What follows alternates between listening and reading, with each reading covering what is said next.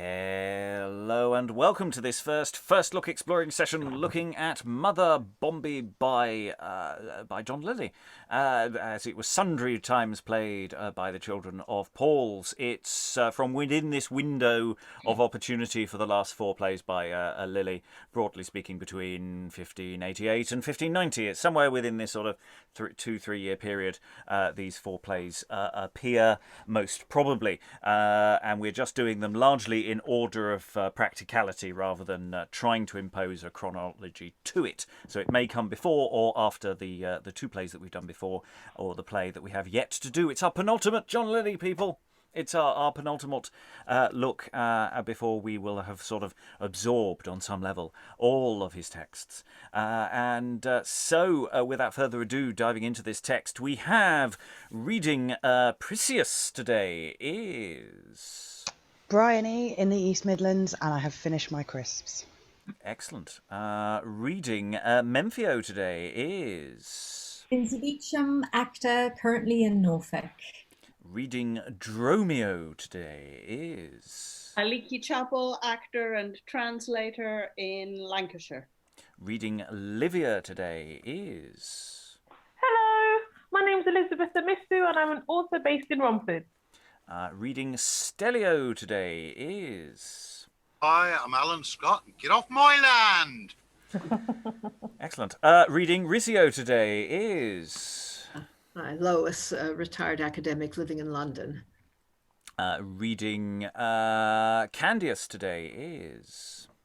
Hi, I'm Tamara. I'm an actor and... what land? What's going on? Reading Sperantus today is... Hello, Francis, actor living in Amsterdam.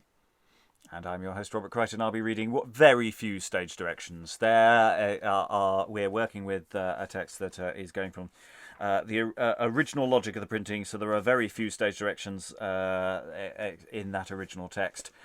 We may start inferring and adding stage directions as we go, and as ever, there's always the probability that there will be typos and many issues to appear. We're looking through Act 1 today. It's a short session, just looking at the first act, dipping our toes into the text, as it were, and so there are 3 scenes in Act 1. They may be contiguous, but we'll probably pause between them and see how they all go. So without further ado, we're going to dip into Act 1, Scene 1, enter Memphio and Dromio. Boy, there are 3 things that make my life miserable. A threadbare purse, a cursed wife, and a fool to my heir. Why then, sir, there are 3 medicines for these 3 maladies. A pike staff to take a purse on the highway, a holly wand to brush choler from my mistress' tongue, and a young wench for my young master, so that your worship being wise begot a fool, so he being a fool may tread out a wise man. Ah, but Dromio, these medicines bite hot on great mischiefs. For so might I have a rope about my neck, horns upon my head, and in my house a litter of fools. Then, sir, you had best let some wise man sit on your son to hatch him a good wit. They say if ravens sit on hens' eggs, the chickens will be black, and so forth. Why, boy, my son is out of the shell and is grown a pretty cock. Carve him, master, and make him a capon, else all your breed will prove coxcombs. I marvel he is such an ass, he takes it not of his father. He may, for anything you know. Why, villain, dost thou think me a fool? Oh, no, sir. Neither are you sure that you are his father. Rascal, dost thou imagine thy mistress naught of her body? No, but fantastical of her mind.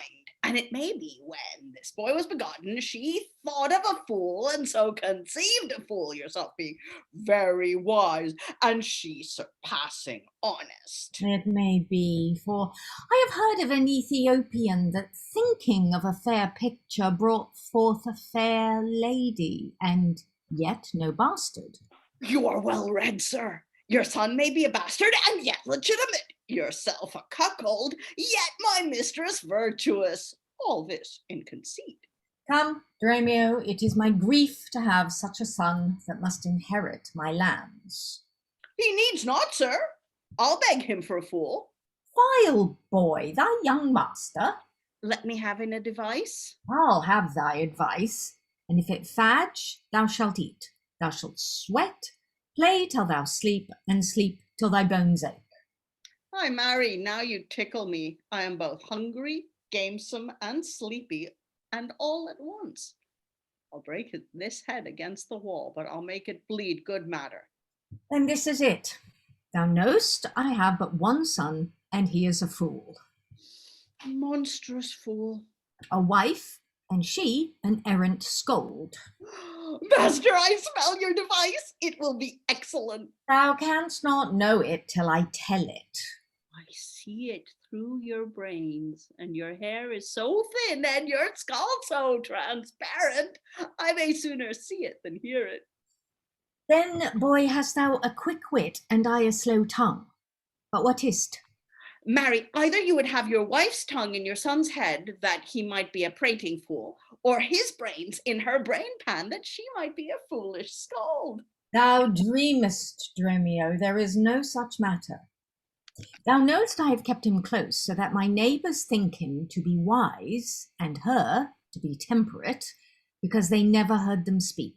Well, thou knowest that Stellio hath a good farm, and a fair daughter. Yea, so fair that she is mewed up, and only looketh out at the windows, lest she should by some roisting courtier be stolen away. So, sir? Now, if I could compass a match between my son and Stellio's daughter by conference of us parents, and without theirs, I should be blessed. He cozened, and thou for ever set at liberty. A singular conceit. Thus much for my son. Now for my wife. I would have this kept from her, else shall I not be able to keep my house from smoke. For let it come to one of her ears, then woe to both mine. I would have her go to my house into the country whilst we conclude this. And this once done, I care not if her tongue never have done. These, if thou canst effect, thou shalt make thy master happy. Think it done. This noddle shall coin such new device as you shall have your son married by tomorrow. Take heed that neither the father nor the maid speak to my son, for then his folly will mar all. Lay all care on me. Sublewabo te onere. I will rid you of a fool. Wilt thou rid me for a fool? Tosh, quarrel not. Then, for the dowry, let it be at least 200 ducats, and after his death, the farm. What else? Well, then let us in, that I may furnish thee with some better counsel, and my son with better apparel. Let me alone. I lack but a wag more to make of my counsel, and then you shall see an exquisite coinage. And the father more fool than the son. But hear you, sir, I forgot one thing. What's that? Ne expellas furca licet usque recurret. What's the meaning? Why, though your son's folly he thrust up with a pair of horns on a fork, yet being natural, it will have his course. I pray thee no more, but about it. And they exit. End of scene. This isn't the first time this week we have a couple of people on stage doing witty back and forth. It's an interesting counterpoint with supposes in the evening, and it's the same sort of games going on here.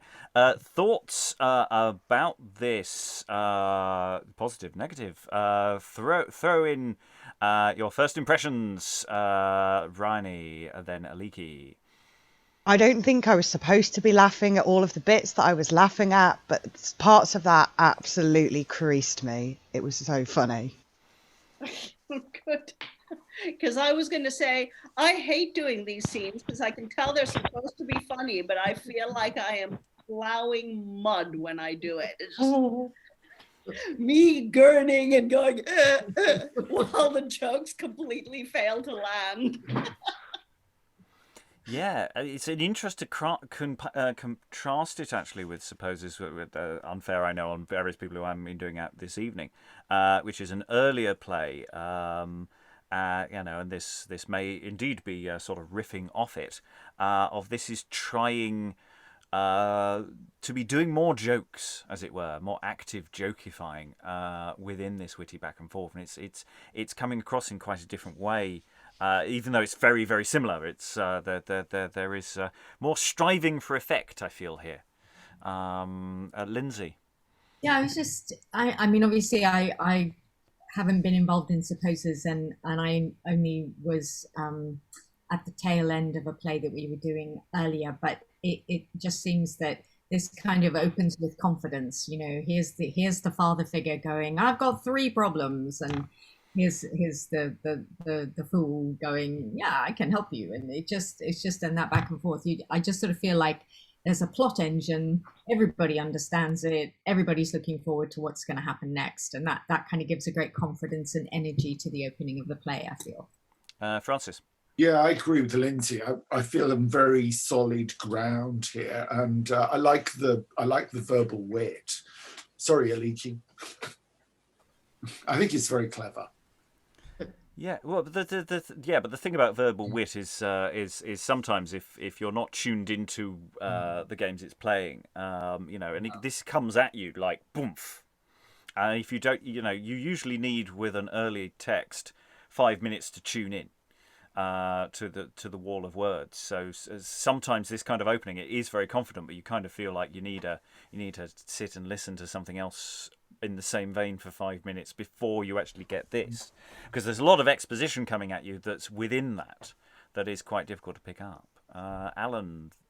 Yeah, I'm finding it interesting. We've got the servant figure who seems to be very apt with the Latin quotes, most of which went completely over the top of my head, and his master, who doesn't seem to be particularly bright. And again, we've got this slightly strange thing with the boys' company effectively doing what looks to be shaping up to be almost an adult comedy. Other thoughts? Elizabeth? Yeah, I just wanted to second what Alan just said. I think that the play, it's not the most powerful opening we've had. But I think we've had some really good ones that kind of like the play kind of hits the ground running. But I like the dynamic between Dromio and Memphio. They play off each other really well. And I think it kind of gives us a sense, I think, that it's going to be quite a cerebral text, that we're going to have to think a lot about what's happening on the stage. Because Dromio says, I see it through your brain. Your hair is so thin and your skull so transparent, I may sooner see it than hear it. And those kind of lines kind of give me a sense that the play is going to be a really thinking play rather than a physical one. Briony. I agree. I totally agree with that. But I think it's like multi-layered, because some of this, like for me personally, some of the stuff that I was really laughing really hard at was not clever. It was, it was the it's not even a double entendre, and is grown a pretty cock, which again, maybe that wouldn't have been as amusing back then because they were using the word cock to describe fowl a lot more often than we do now. But yeah, it seems multi-layered to me. Like there's jokes that are there that I'm supposed to be laughing at. There's things that are childish that I'm just laughing at because I'm a child, and then I'm laughing at the ridiculousness of, like, if a raven sits on a hen's egg, then the chicken will be black. It's like all these different layers of why it's working for me. Lois. Yeah, it's kind of a typical master-servant relationship, I think. I mean, the servant is saying a lot of things that are vaguely insulting to the master, who doesn't really get it, or if the master starts to get it, the servant twists it around so it stops being an insult. And they, as you say, they play off each other. Lynsey. Yes, I love that bit where Dromio says, oh, I can see what you're thinking because your hair is so thin and your skull is so transparent that I can actually read your brain. It's brilliant, I think. So. Okay. Other thoughts before we go on to scene 2, which is very much its own unit of action? No. Okay, so two other people come on stage. We have the entrance of Stellio and Risio. Risio, my daughter is passing amiable, but very simple. You mean a fool, sir? Faith, I imply so much. Then I apply it, fit. The one she takes of her father, the other of her mother. Now you may be sure she is your own. I have penned her up in a chamber, having only a window to look out, that youths seeing her fair cheeks may be enamoured before they hear her fond speech. How likest thou this head? Oh, there's very good workmanship in it, but the matter is but base. If the stuff had been as good as the mould, your daughter had been as wise as she is beautiful. Dost thou think she took her foolishness of me? Aye, and so cunningly that she took it not from you. Well, quod natura dedit, tolere nemo potest. A good evidence to prove the fee simple of your daughter's folly. Why? It came by nature, and if none can take it away, it is perpetual. Nay, Risio, she is no natural fool, but in this consisted her simplicity, that she thinketh herself subtle in this her rudeness, that she imagines she is courtly. In this the overshooting of herself, that she overweeneth of herself. Well, what follows? Risio, this is my plot. Memphio hath a pretty stripling to his son, whom with cockering he hath made wanton. His girdle must be warmed, the air must not breathe on him, he must lie abed till noon, and yet in his bed break his fast. That which I do to conceal the folly of my daughter, that he doth in too much coquetering of his son. Now, Risio, how shall I compass a match between my girl and his boy? Why, with a pair of compasses, and bring them both into the circle, I warrant they'll match themselves. Tush! Plot it for me that never speaking one to another, they be in love with one with another. I like not solemn wooing. It is for courtiers. Let country folk believe others' reports as much as their own opinions. Oh, then, so it be a match, you care not. Not I, nor for a match neither, were it not I thirst after my neighbour's fame. Very good nature. Well, if by flat wit I bring this to pass, what's my reward? Whatsoever thou wilt ask. I'll ask no more than by my wit I can get in the bargain. Then about it. If I come not about you, never trust me. I'll seek out Dromio, the counsellor of my conceit. And there the scene ends, and we have them exiting. So just a note on Stelio saying he's going to thirst after his neighbour's farm. There was a typo. It came out as fame. He's not after his fame. He wants something much more solid there. We have a lot of farms being lusted after in this week. I don't know what's going on there. So opening gambit. There's something about the opening lines to these scenes. They seem deliberately designed to sort of make the audience lift up their ears. Lynsey. Yes, I just sort of, I'm very excited about this kind of double plot. It's like both fathers want exactly the same thing, and how badly is it going to be messed up before it comes to pass? It's just filling me with anticipation. So. Yeah, it's just like people like coming on with a line that's going to make you attach to what's going on there. And yes, we have these two sort of overlapping plots involving people we haven't met, as it were. They're both talking about currently off-stage characters, and that's interesting about people trying to manoeuvre other people's lives. Briony. It just feels really contemporary to me, like a lot of the sort of farces that I've been involved in myself on stage and stuff. Like that, just the way it's set up is really contemporary. Francis. Yeah, I was thinking the exact same thing. It feels like one of those very modern West End farces that used to, well, not modern, but the kind that used to play in the West End in the 70s. Yeah, it's and it, this is part of that journey towards those. This is the structure of this kind of comedy going back the odd 1,000 years. I mean, it's if it ain't broke, reuse the format. It works. Witty conversation and slightly complicated plots that it doesn't matter if you follow perfectly. What I like about a plot like this is it will involve complications where it may not matter whether we follow precisely who's who and who's doing what, so long as it retains a certain level of momentum and terror for the individuals involved, and they're wandering around panicking, as it were.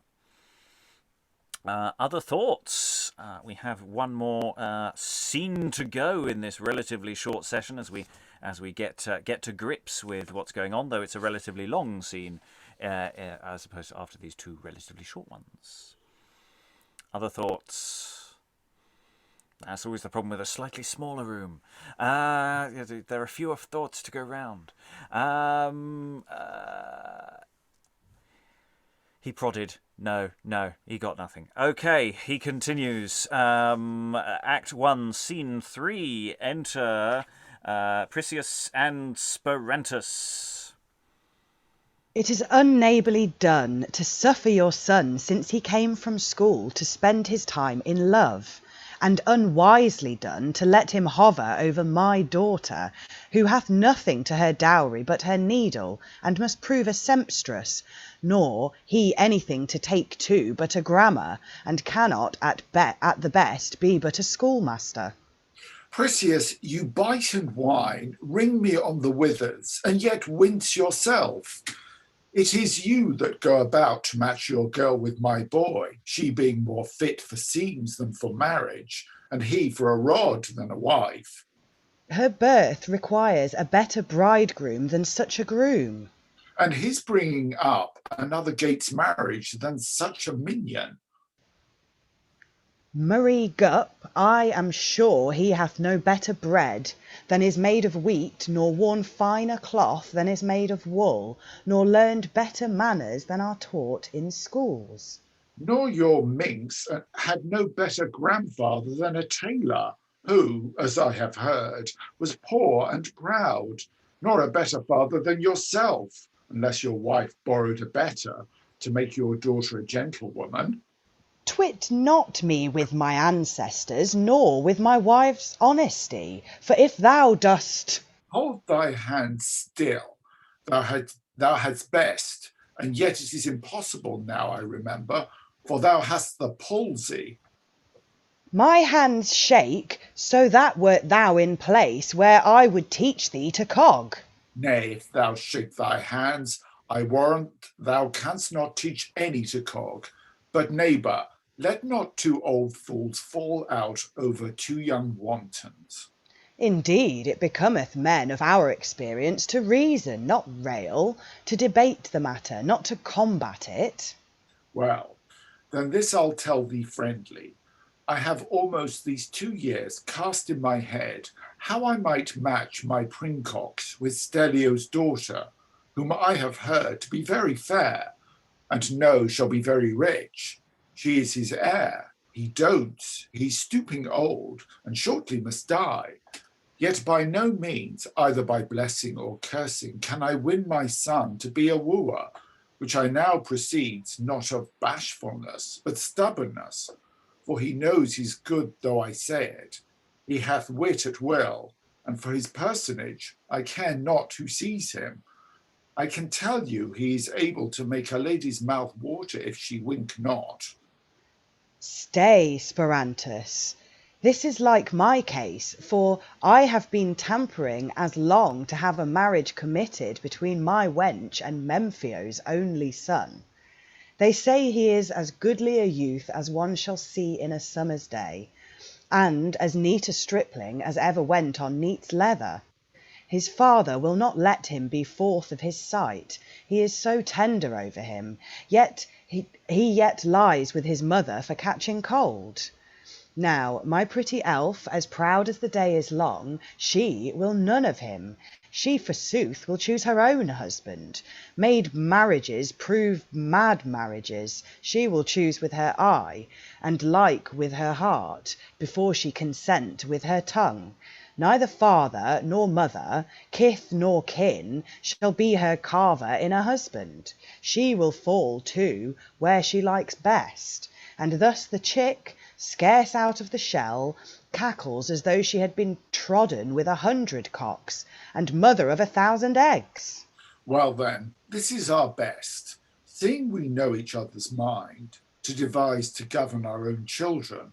For my boy, I'll keep to his books, and study shall make him leave to love. I'll break him of his will, or his bones with a cudgel. And I'll no more dandle my daughter. She shall prick on a clout till her fingers ache, or I'll cause her leave to make my heart ache. But in good time, though with ill luck, behold, if they be not both together, let us stand close and hear all, so shall we prevent all. So Prisius and Sperantus remain on stage, standing aside to listen as enter Candius and Livia. This happens, Pat. Take heed you cough not, Prisius. Tush! Spit not you, and I'll warrant my beard is as good as a handkerchief. Sweet Candius, if thy father should see us alone, would he not fret? The old man, methinks, should be full of fume. Shh, let him fret one heartstring against another. He shall never trouble the least vein of my little finger. The old churl thinks none wise, unless he have a beard hang dangling to his waist. When my face is bedaubed with hair as his, then perchance my conceit may stumble on his stateness. Ah, in what book read you that lesson? I know not in what book he read it, but I am sure he was a knave to learn it. I believe, fair Livia, if your sour sire should see you with your sweetheart, he would not be very patient. The care is taken. I'll ask him blessing as a father, but never take counsel for an husband. There is as much odds between my golden thoughts and his leaden advice as between his silver hairs and my amber locks. I know he will cough for anger that I yield not, but he shall cough me a fool for his labour. Where pricked your daughter that work? Out of Broadstitch? Out of a flirt sampler, but let us stay the end. This is but the beginning. You shall hear 2 children well brought up. Parents in these dales are grown peevish. They rock their children in their cradles till they sleep, and cross them about their bridles till their hearts ache. Marriage among them is become a market. What will you give with your daughter? What jointure will you make for your son? And many a match is broken off for a penny more or less, as though they could not afford their children at such a price, when none should cheapen such ware but affection, and none buy it but love. Learnedly and scholar-like. Indeed, our parents take great care to make us ask blessing and say grace when we are little ones, and growing to years of judgment, they deprive us of the greatest blessing and the most gracious things to our minds, the liberty of our minds. They give us pap with a spoon before we can speak, and when we speak for that we love, pap with a hatchet, because their fancies being grown musty with hoary age, therefore nothing can relish in their thoughts that savours sweet youth. They study 20 years together to make us grow straight as a wand, and in the end, by bowing us as crooked as a cammock. For mine own part, sweet Candius, they shall pardon me, for I will measure my love by mine own judgment, not my father's purse or peevishness. Nature hath made me his child, not his slave. I hate Memphio and his son deadly. If I wished, he would place his affection by his father's appointment. Wittily but uncivilly. Be of that mind still, my fair Livia. Let our fathers lay their purses together. We are hearts. I will never woo where I cannot love. Let Stelio enjoy his daughter. But what have you wrought here? Flowers, fowls, beasts, fishes, trees, plants, stones, and what not. Among flowers, cowslips and lilies, for our names, Candius and Livia. Among fowls, turtles and sparrows, for our truth and desires. Among beasts, the fox and the ermine, for beauty and policy. And among fishes, the cockle and the tortoise, because of Venus among trees. The vine wreathing about the elm, for our embracing. Among stones, asbestos, which being hot will never be cold, for our constancies. Among plants, time and heartsease, to note that if we take time, we shall ease our hearts. There's a girl that knows her Larry Poop. Listen, and you shall hear my son's learning. What book is that? A fine, pleasant poet who entreateth of the art of love and of the remedy. Is there art in love? A short art and a certain 3 rules in 3 lines. I pray thee repeat them. Principio quod amare velis reperire lahora, proximus huic labor est placitam exorare puellam, tertius at longa tempore durit amor. I am no Latinist, Candius. You must construe it. So I will, and pace it too. Thou shalt be acquainted with case, gender, and number. First, one must find out a mistress whom before all others he voweth to serve. Secondly, that he use all the means that he may to obtain her. And the last, with deserts, faith, and secrecy, to study to keep her. What's the remedy? Death. What of all the book is the conclusion? This one verse. Non caret effectu quod voluere duo. What's that? Where 2 is agreed, it is impossible, but they must speed. Then cannot we miss. Therefore give me thy hand, Candius.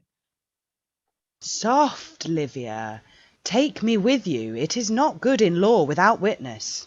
And as I remember, there must be 2 witnesses. God give you joy, Candius. I was worth the bidding to dinner, though not worthy to be of the council. I think this hot love have provided but cold cheer. Tush, in love is no lack, but blush not, Candius. You need not be ashamed of your cunning, and have made love a bookcase, and spent your time well at school, learning to love by art, and hate against nature. But I perceive the worse a child, the better lover.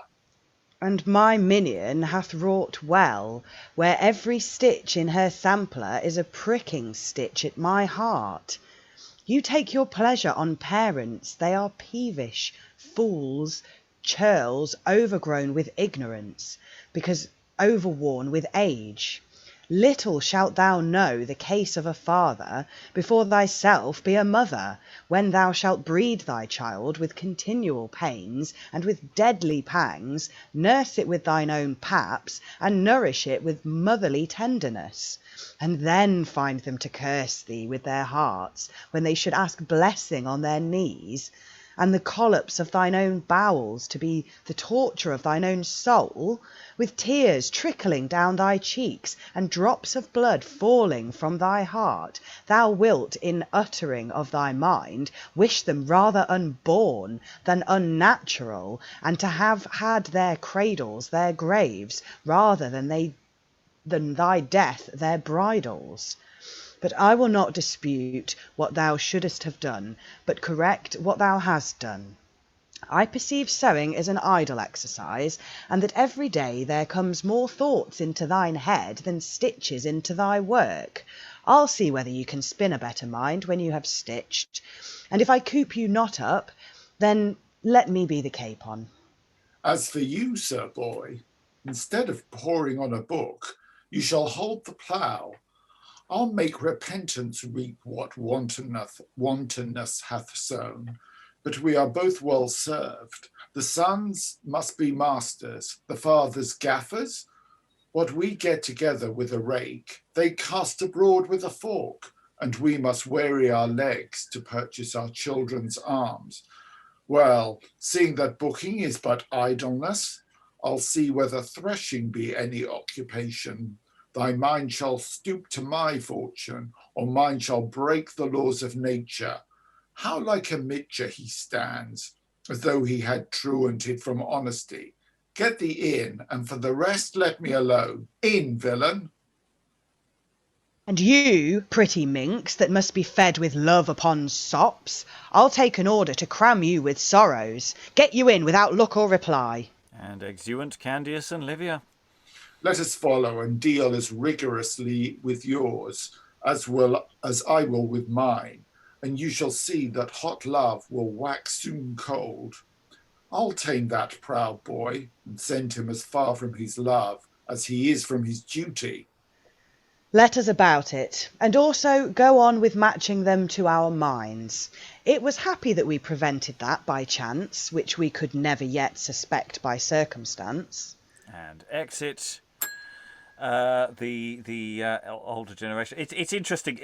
When Prisius and Sperantus step forward to their children.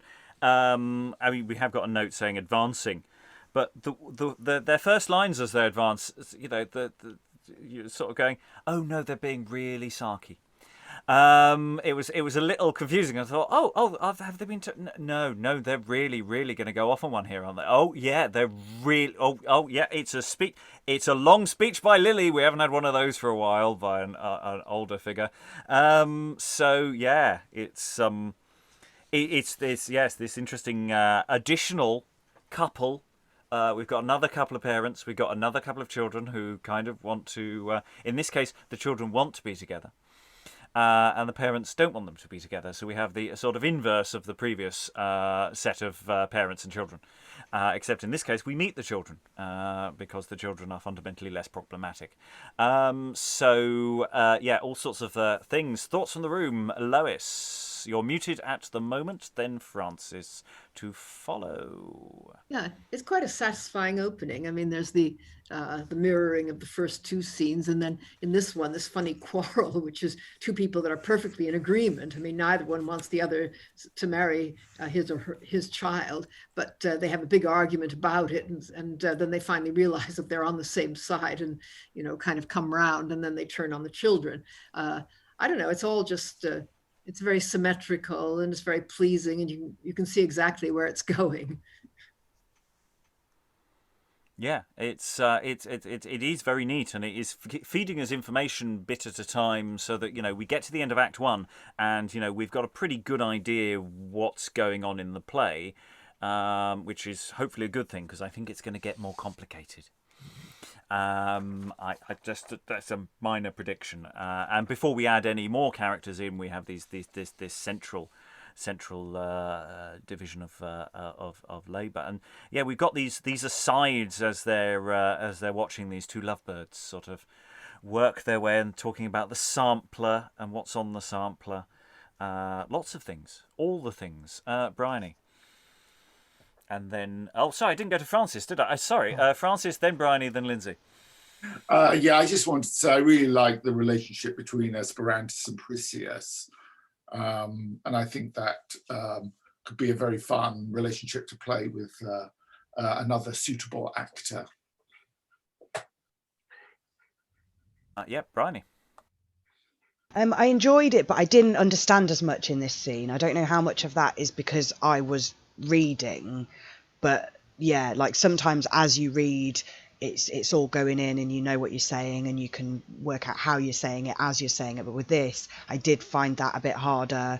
Like I didn't necessarily know the tone that I was supposed to be using as I was using it, whereas sometimes you do and you can just flow with it. This was a little bit harder to understand than the first scene for me. Yeah, because they say I mean, it may not be pure sarcasm, but when you're going, the mode of what they're talking about is dances around a lot. Lynsey. Yeah, so just saying, I now have very high hopes for the rest of this play because there's almost nothing I love more than characters eavesdropping on other characters in a scene. It's just one of my favorite devices. It's kind of never not funny, and I just thought this was great. So my expectations are probably now far too high for this play, but I'm very excited. Well, it's one of the, we've got, Sperantus and Prisius there, and they're talking about, you shouldn't cough, don't sneeze, don't do any of those things, but it's okay because Prisius has obviously got a very long beard, which can be used as a handkerchief in extremis. So that's giving us a sort of costuming clue here, is that it does need to be a ridiculously long beard, and especially if we're thinking of this with a boys' company. Of these sort of these very young elderly characters, as it were. We have this fascinating duality because we have this generational conflict that's going on here. Any other thoughts before? Yes, Tamara. Well, I was literally going to say this. I'm already super interested in this play and where it goes because we've got this generational conflict going on that is universal. I mean, we still have people whining about other generations all the time, and it's giving you this impression of, young people, they don't understand this. Old people don't understand that. And so, I'm excited to see where that goes specifically. Yes, and I didn't read a stage direction. I didn't read, when Prisius, you enacted it so beautifully. I didn't need it read out, but Prisius, for if thou dost, and the stage directioner says threatening him. So it's moment, which is really nice. Alan. Yeah, I must admit, it's got the same problem we've had with previous Lyly plays for the boys' company, which is this spattering of Latin, which keeps coming in, which unless you've had a chance to prep it in advance and actually understand what the heck is going on with it, does tend to confuse me, if not anybody else. It's not as dense. We've only had, maybe three? Two or three? No, we've had several, actually, because we had several in the first scene and then a chunk in this one that's just gone. I only counted three, but maybe I miscounted. Maybe there's more. That's a structural thing. I mean, some of them can go anyway. I'm not that fussed about those. But yes, it's a good point. Briony, then Francis. Just to point out some of the absolute brilliant turn of phrase that they use, like particularly he is able to make a lady's mouth water if she wink not, and the cackles as though she had been trodden on with 100 cocks and mother of 1,000 eggs. Love it. And other bad yolks are available. Francis. I just wanted to point out in the first couple of scenes we had Memphio and Stelio saying how stupid their children were. But Candius and Livia seem to be, quite bright. Well, they're the contrasting thing, and that is where we do hit with the slight problematical question when they're talking about how stupid their children are in the first two scenes is what is meant by that. In the sense that they're saying our children are really thick, but we've managed to keep it from everybody else so that they're still marriageable. But maybe I can marry them off to someone without them realizing it. And of course, in a modern context, that doesn't necessarily land as well. Depending on how true it is, I think it could be easily adjusted to be something slightly different. They just have to be disappointed in their children in some way for the situation to still work. But yes, it could land in quite awkward and unpleasant ways if we're not careful. So, any other thoughts? Okay, just final thoughts then. This is Act 1. This is the setup. I've already heard from Lynsey about her anticipation. Do you have anything more in terms of final thoughts for us, Lynsey? No, just the shaking of the head and a happy smile. That's all one wants from a play. Elizabeth, any final thoughts for you for Mother Bombie so far? For Mother Bombie, I was comparing it to Galatea, Campaspe, and Endymion. And I just thought this play is not going in the same direction as those plays. It's quite a departure for Lyly from those plays. And those are the things, I think it's those three that I really like the most as a trilogy, because I'm a big fan of a trilogy. So I was thinking that I don't like this one as much as them, which is a bit unfair because we did those first. Yeah, that's my final thought. Yes, Lyly doing something a bit different, and the fans are demanding him to do the things that we bought into the franchise because he always did it this way, and he's trying to do something new. Oh God, he's gone electric. No. Aliki, any final thoughts? Half of us are too young to get that joke, I think. I'm too young to get that joke. I'm with Lynsey. This is going to be great fun. I'm looking forward to it. Briony, any final thoughts? Just like everybody else, I'm really excited. So far, it's definitely a winner for me. Yes, and Ellen, you're absolutely right. I counted 3 in the first scene, and there are more after. Absolutely. Any final thoughts? No, it's certainly moving at a pace. The comment was made in the chat that it makes a stark contrast with the session we did last, because we're looking at a fully formed script here rather than something that may have been damaged. More of a skeleton. Yeah, and there is a really interesting question actually about how much control Lyly had over the printing of his scripts, and that there might be a very direct connection between him and his own printing. That there is. In stark contrast to an awful lot of people for a fair while, actually. So there's something very interesting. Also about the nature of authorship with some of these boys' companies and earlier playwriting as well. There's something really interesting about that, which we might discuss in a future time. Sorry, was there more, Alan? And the other thing is that there's probably also a question of authorial / directorial control over his company. The boys of Falls would probably have done what they were told, whereas I suspect a company that included Edward Allen and Kemp were practically uncontrollable. And it's different pressures as well. I don't know what the turnaround is anywhere near as intense for a boys' company as for the Playhouse dramatists. Interesting questions about control, artistic vision, almost what we might call even a directorial vision that you don't necessarily think of with other companies. I may be going too far on that point. Feel free to roll back on that. Lois, any final thoughts? Yeah, the boys' companies performed less often, so I would imagine that Lyly was under a lot less pressure to keep turning plays out. No, it's a charming play. It's actually quite different in style from those earlier ones that Elizabeth was mentioning. I mean, there's much less of that kind of comparison to natural history and so on.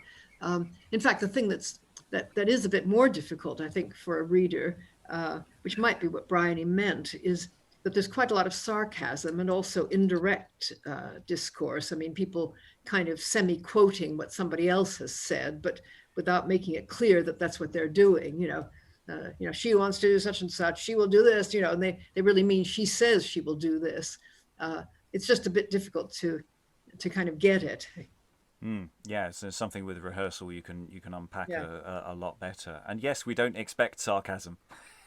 this brand of and quality of sarcasm that is available here. Have I gone to you, Francis? Or I don't really have anything to add. I just echo what Lynsey said. It was a confident opening, and as Lois said, I find it very satisfying. So, and I'm like everybody else, I'm looking forward to tomorrow. I feel we're in safe hands here. Yeah. It doesn't feel like it's setting us up for deep moral questions or in the way that which sometimes lands us in problematic territory with early modern writers, because they don't necessarily have the framework to discuss these things in a way that lands in the way we want it to. So someone just trying to entertain us just feels slightly safer. But it's gone wrong before, so there's still time. Tamara, have I gone to you? I've got very confused of who I've gone to for final thoughts. I mean, I basically already said I'm anticipating where this is going. I like the generational conflict especially, and that's what I'm interested in, because I'm interested in how that used to be solved. So excellent. That's our first stab at Mother Bombie. That's Act 1. We have 4 more acts to go, which we'll be covering over the next 2 sessions, or at least the ones we record in the afternoon. Other sessions are available. All that remains is to thank all these wonderful readers for their work. Those who are still with us, thank you very much, everyone, and goodbye. Bye. My beard is as good as a handkerchief. Oh, I thought you could get lily poop in there.